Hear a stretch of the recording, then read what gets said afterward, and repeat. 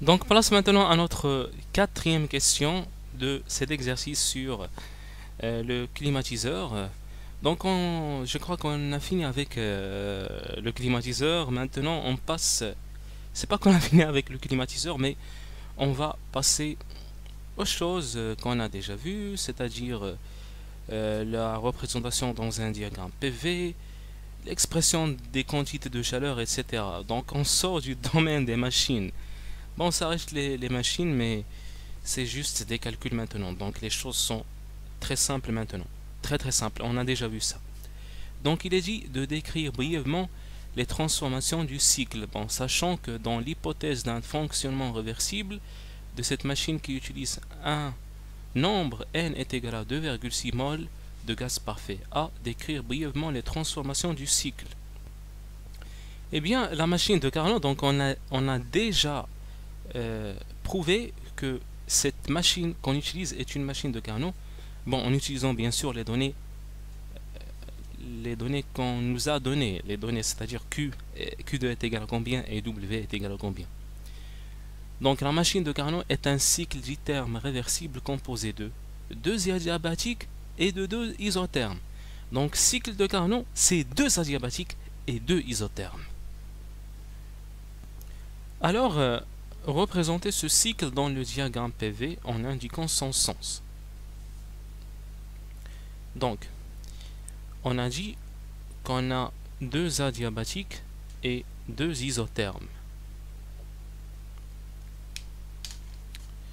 Donc, par exemple, 2 isothermes et on a 2 adiabatiques.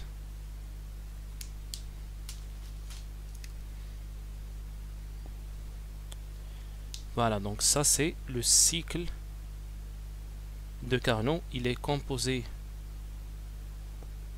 de 2 isothermes et de 2 adiabatiques. Alors, on va expliquer un petit peu ce qu'il se passe. Donc, ça c'est un cycle moteur, ça c'est un récepteur, je veux dire. Donc, normalement, le sens, il est comme ça. On a indiqué le sens. Donc, qu'est-ce qui se passe? Alors, à température, ça, c'est la température, c'est TF, et ça, c'est TC. Alors ici, il y a un échange de QF, puisque notre système il est relié à 2 sources de chaleur, la source froide et la source chaude. Ici, le climatiseur il refroidit la source froide. Donc il va extraire une chaleur froide. Il va refroidir la pièce, il va extraire de la chaleur froide, qu'on va appeler QF. Bon, attention, quand je dis la chaleur froide, c'est pas une chaleur qui est froide vraiment, mais c'est juste pour dire qu'on l'extrait de la source froide. Donc, ce QF, on a dit, elle entre, elle est positive. Et on a une QC qui est éjectée vers l'atmosphère, qui est Q chaude. Le système ne la reçoit pas, elle est négative, et celle-là, elle est positive. Et qu'est-ce qui se produit? Ici, ça c'est le travail. Cet air-là, ça représente le travail, le W du cycle en effet, que je donne au système. Parce que moi, je fournis ici du travail au système. Ça, c'est W qui est supérieur à 0. Eh bien, ici, il s'agit d'un récepteur. Donc, ça, c'est le sens trigonométrique. Donc j'ai indiqué le sens, j'ai suivi le sens trigonométrique parce que mon travail ici, il est supérieur à 0. Alors, c'est exprimer la quantité de chaleur échangée lors de chaque transformation en fonction de n des températures T1, T2 et des volumes initiaux et finaux VI, T2, VI, TI, VF, désolé, VI, T1, VF, T1 et VF, T2 des transformations isothermes. Alors, ce VI, T2 par exemple, bon ici T2 c'est tout simplement TC, ça c'est T2. T2, non, T2 c'est la source froide. Donc ça c'est T2. Alors, ça c'est le volume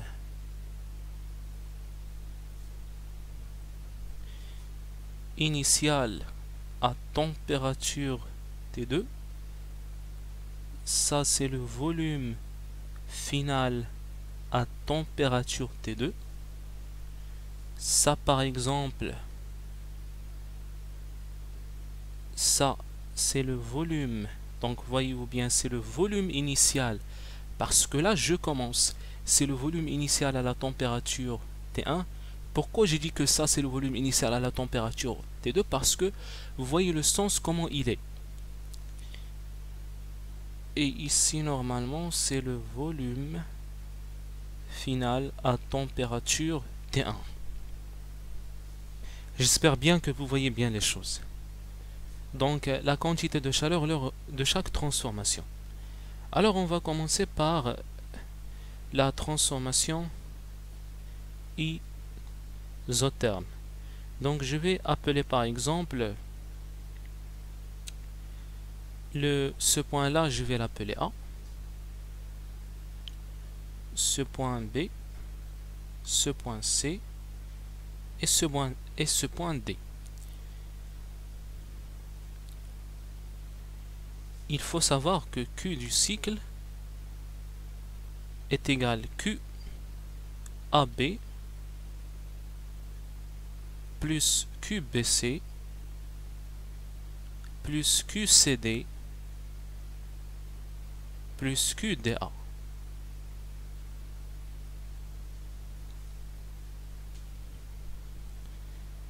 Alors on va calculer QAB. Alors de A vers B, il s'agit d'une adiabatique.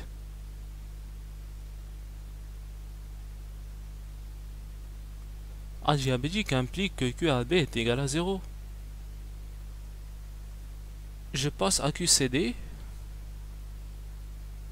De C jusqu'à D, il s'agit d'une adiabatique, ça implique que QCD est égal à 0.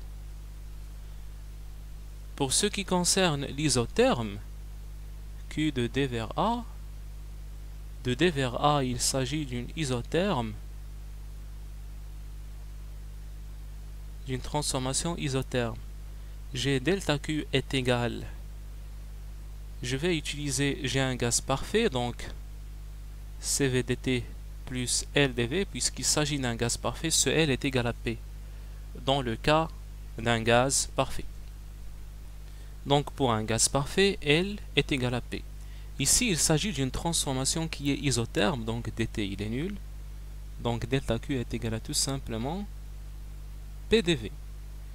J'ai un gaz parfait, PV est égal nRT, ça implique que P est égal nRT sur V. Donc delta Q est égal nRT dV sur V. Donc ça implique que Q dA est égal à l'intégrale de D jusqu'à A de nRT dV sur V. Tout ça est constant parce que T c'est une constante, il s'agit d'une transformation qui est isotherme, donc est égal nRT nRT1 parce que ici j'ai la température, ou plutôt nRT2, donc 2, le logarithme népérien de VA sur VB.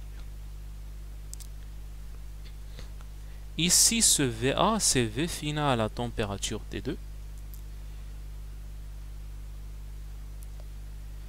Et VB,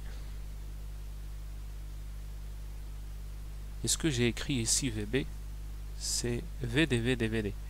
Donc si j'avais écrit VB, ça c'est VD normalement.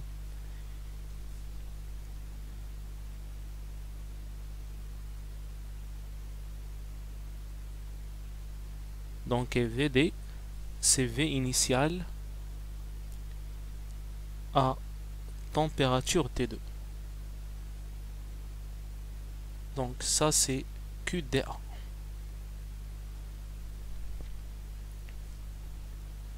Maintenant place A de B jusqu'à C. Donc on a fait le calcul.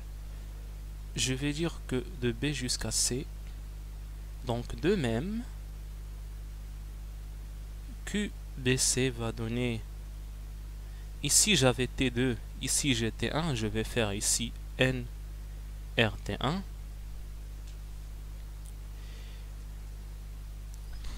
Le logarithme népérien de V sur un certain V, on va voir quel V. Bien sûr, ça c'est à température T1, ça c'est à température T1. Ici, je passe de B vers C. Ici, j'ai passé de D vers A. De D vers A, j'avais VI et ici VF. Ici, je passe de B vers C. J'avais VI à T1. Je passe à VF de T1. Donc, c'est la même chose. VF T1 sur VF T1. Donc, ça, c'est QBC. Alors, sachez que ce QC là, c'est le Q1 de l'exercice. Ce QF, c'est le Q2 de l'exercice. Donc, ce QBC, c'est tout simplement le Q1 qui est négatif. Ce QDA, c'est tout simplement le Q2 qui est positif.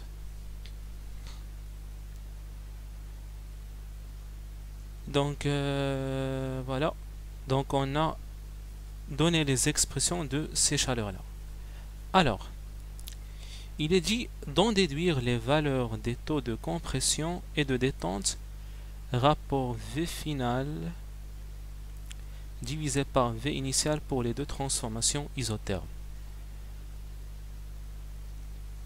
Alors ici, on va, donc ça c'est la question D. Alors, qu'est-ce qu'on va faire pour trouver V final sur V initial? Donc, on va en déduire ça. Donc, on a Q2.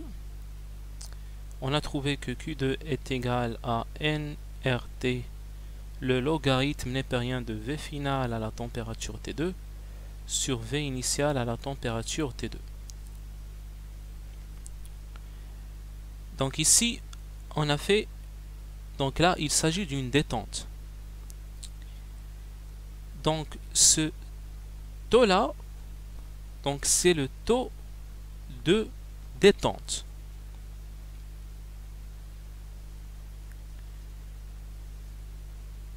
Ça implique que le logarithme népérien de V final à température T2 sur V initial à température T2 est égal à Q2 sur nRT.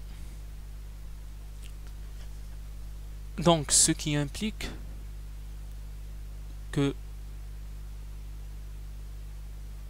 V final à température T2 sur V initial à température T2 est égal à l'exponentielle de Q2 sur nRT.